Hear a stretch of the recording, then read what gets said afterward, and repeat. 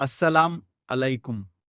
ആദരണീയരായ ഉസ്താദുമാരെ, സ്നേഹം നിറഞ്ഞ സഹപാഠികളെ, മാന്യ സദസ്യരെ, ഈ അനുഗ്രഹീത ദിനത്തിൽ വലിയൊരു പ്രസംഗം നടത്തി നിങ്ങളെ ബുദ്ധിമുട്ടിക്കാനുള്ള ഇന്നിവിടെ എസുനേറ്റ് നിന്നത് പിഞ്ചുകുട്ടികളുടെ ചില സങ്കടങ്ങൾ നിങ്ങളെ ഉണർത്തനാൻ. ഇനി പറയുന്നത് ശ്രദ്ധിച്ചു കേൾക്കണം. ഞങ്ങളൊക്കെ വലിയൊരു വിഷമത്തിലാണിപ്പോഴൂ. നഞ്ചളുടെ കാര്യത്തിൽ പണ്ടത്തെ പോലെ ഇപ്പോൾ ഉമ്മമാർക്ക് ശ്രദ്ധയില്ല. രാവിലെ എസുനേൽക്കാനും മദ്രസയിൽ പറഞ്ഞയക്കാനും വലിയ ഉത്സാഹം വന്നൂ ഇല്ല. രാത്രി ഖുർആൻ ഓതിത്തരുകയോ കിതാബുകൾ ചൊല്ലിത്തരുകയോ ഇല്ല. ടി.വി.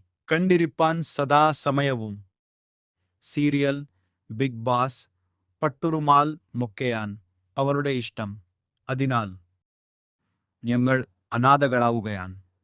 ഞങ്ങളെ രക്ഷിക്കാൻ നിങ്ങളുടെ വിലപ്പെട്ട സഹായം ഉണ്ടാകണമെന്ന് അഭ്യർത്ഥിക്കാൻ ഈ സമയം ഞാൻ ഉപയോഗപ്പെടുത്തുകയാണ്. ഞാൻ പോട്ടെ. അസ്സലാം അലൈക്കും വറഹ്മത്തുള്ളാഹ്. അസ്സലാം അലൈക്കും.